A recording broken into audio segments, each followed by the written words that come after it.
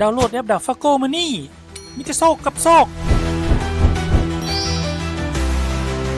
ดาวน์โหลดมานี่ฮับฟรีทันที50,000 คะแนนนอกจากทานจะได้รับ50,000 คะแนนแล้วทานยังมีสิทธิ์หมุนวงล้อดาวฟ้าน้ำเติมอีกได้เพื่อเอาคะแนนพิเศษขั้นที่2 10,000 ถึง 200,000 คะแนน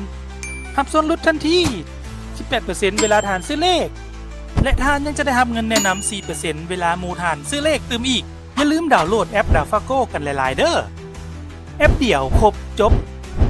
ที่ดาวฟาโกเมืองสนะสมบูรณ์เปิดสูตรฝึกอบรมทฤษฎีแนวทางของผักและยาสารสุดที่5ประจำปี 2026 พิธีเปิดสูตรฝึกอบรมทฤษฎีแนวทางของผักและยาสารสุดที่5ประจำปี 2026 ของเมืองสนะสมบูรณ์แขวงจำปาสักได้จัดขึ้นอย่างเป็นทางการในวันที่22มิถุนายน 2026 นี้อยู่ที่สโมสรของเมืองโดยภายใต้การเป็นประธานของสหายประดิษฐ์วรรณรัศมีคณะประจำผักแขวงหัวหน้าคณะโฆษณาอบรมแขวงจำปาสักโดยมีสหายคำศรีลิ้นสวัสดิ์กรรมการพรรคแขวงเลขาคณะบริหารงานพรรคเมืองสนะสมบูรณ์พร้อมด้วยบรรดาสหายห้องเลขาพรรคเมืองคณะประจำพรรคเมืองกรรมการพรรคเมืองหัวหน้ากรมกองของการองค์คณะพรรคตาแสงและนักสมณกรเข้าร่วมในพิธีสหายยุ่งทองจันทลอมกรรมการพรรคเมืองหัวหน้าคณะโฆษณาอบรมเมืองได้ขึ้นผ่านแผนการ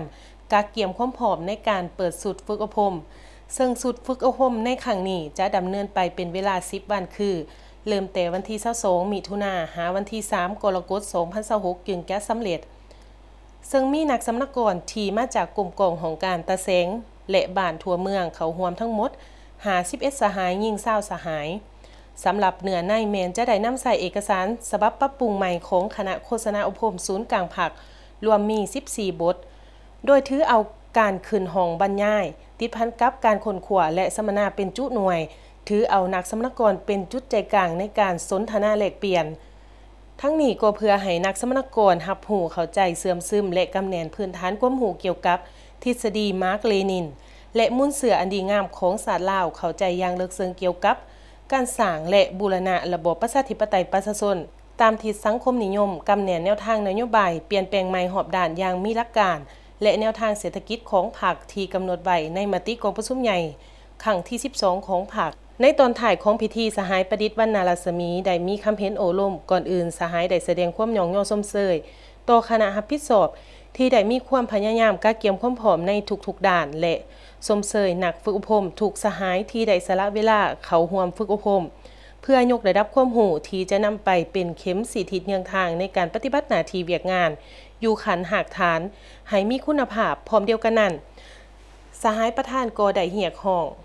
มายังคณะรับผิดชอบและนักสมณกรทุกสหายจงเสิร์ชสู่ความรับผิดชอบของตนด้วยความเป็นเจ้าการตั้งใจรับฟังค้นคว้าบทเรียนปรึกษาหารือถอดถอนบทเรียนร่วมกัน